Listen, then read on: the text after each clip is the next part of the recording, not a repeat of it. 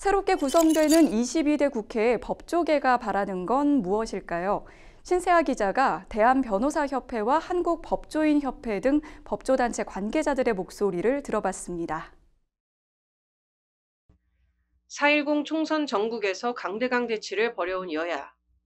여야는 총선 10대 공약에 저출산, 기후 위기 등을 대원칙으로 제시했고 해법을 두고는 서로 다른 전략을 내세웠습니다. 하지만 이들의 공약 실천은 결국 같은 방법론으로 귀결됩니다.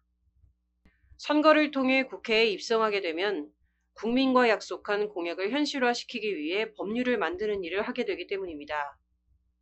나라의 모든 사법과 행정 절차가 법률 안에서 이루어지는 만큼 국회의 역할은 법의 테두리 안에서 진행될 수밖에 없습니다. 이에 이번 22대 국회를 바라보는 법조계의 시각은 그 어느 때보다 관심을 받고 있습니다. 먼저 국내 최대 규모의 변호사단체 대한변호사협회는 총선을 앞두고 정책 제안을 통해 각 정당에 요청 사안을 전달했습니다. 그중 변호사 비밀 유지권과 디스커버리 제도를 가장 전면에 요청했다고 밝혔습니다.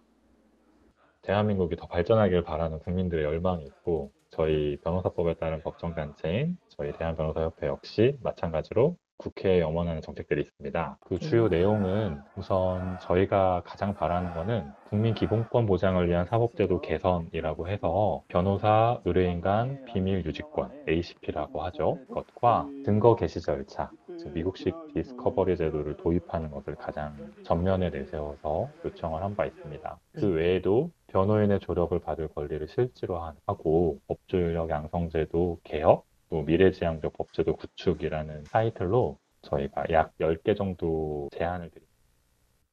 법학전문대학원 출신 법조인들의 단체인 한국법조인협회 수장 김기원 회장은 공정하고 신속한 재판을 위한 크게 3가지 제도를 추진을 촉구하며 그중 디스커버리 제도 도입을 강조했습니다.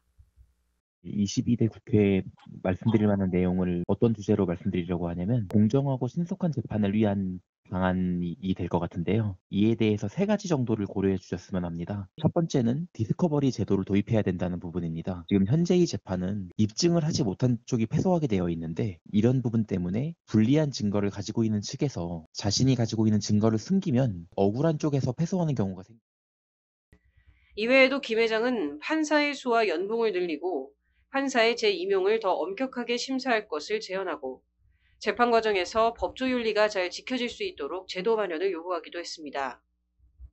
앞선 두 단체와 달리 비교적 최근에 출범한 이른바 MZ세대 변호사들이 모인 세변은 청년들을 위한 적극적 입법안들이 많이 나왔으면 좋겠다고 밝혔습니다.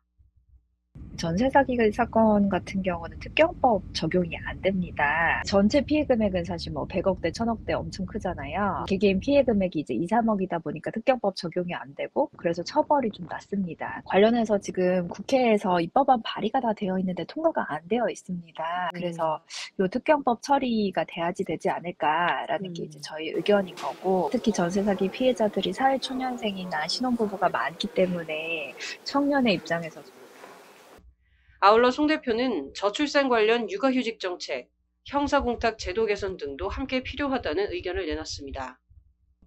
마지막으로 국내 유일 여성 변호사 단체인 한국여성변호사회는 여성들을 위한 입법안들을 국회에서 더욱 활발하게 진행시켜야 함을 주장했습니다.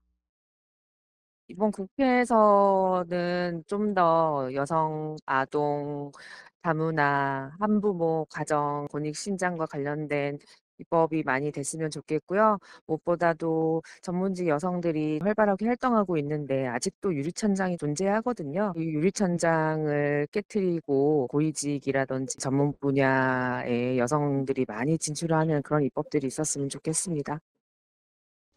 법조계뿐 아니라 대한민국 국민 모두가 민의를 대변할 22대 국회에 대해 기대감이 커지는 만큼 어떠한 역할을 수행할지 관심이 모아지고 있습니다. 법률방송 신세아입니다.